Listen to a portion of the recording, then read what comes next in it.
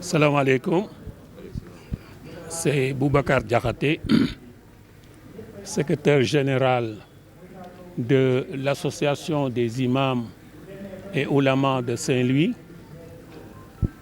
une association apolitique et non syndicale qui fédère tous les imams de Saint-Louis, surtout les imams du département. C'est ça l'objectif principal, créer des relations entre les imams et essayer de créer une entente entre eux et de mettre sur place des programmes d'enseignement et de sensibilisation sur les principes de l'islam. C'est ça les objectifs principaux de cette association.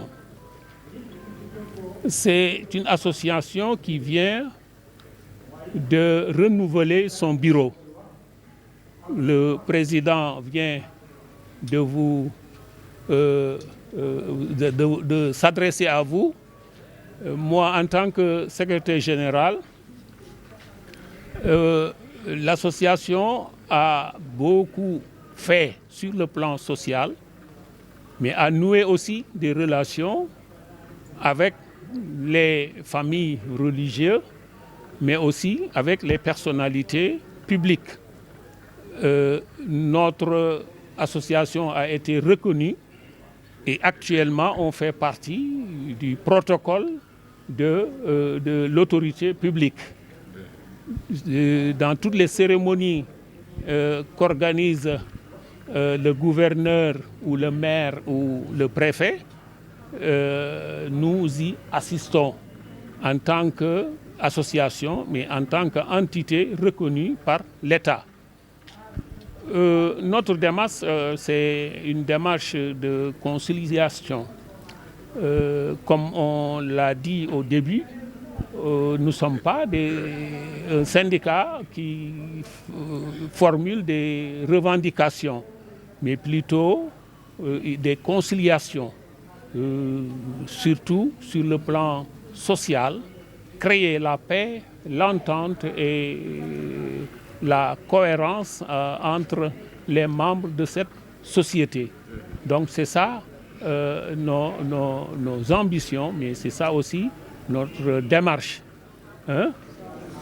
Pour ce qui concerne les programmes de l'association, vous avez vu ici, c'est le siège social. Nous avons des classes. Nous comptons vraiment former la population sur l'éducation islamique, mais aussi sur les préceptes de l'islam. Nous avons comme programme aussi d'aider les gens, surtout en ce qui concerne la zakat, ce qui concerne l'héritage, en ce qui concerne beaucoup de problèmes qui vraiment se posent au niveau de la société et qui a comme problème, qui a comme solution l'islam. C'est ça que nous comptons vraiment d'ici peu créer, apporter nos solutions. Donc, vous avez vu, le président vous a fait part de toutes les démarches que nous avons à faire sur le plan national et sur le plan local.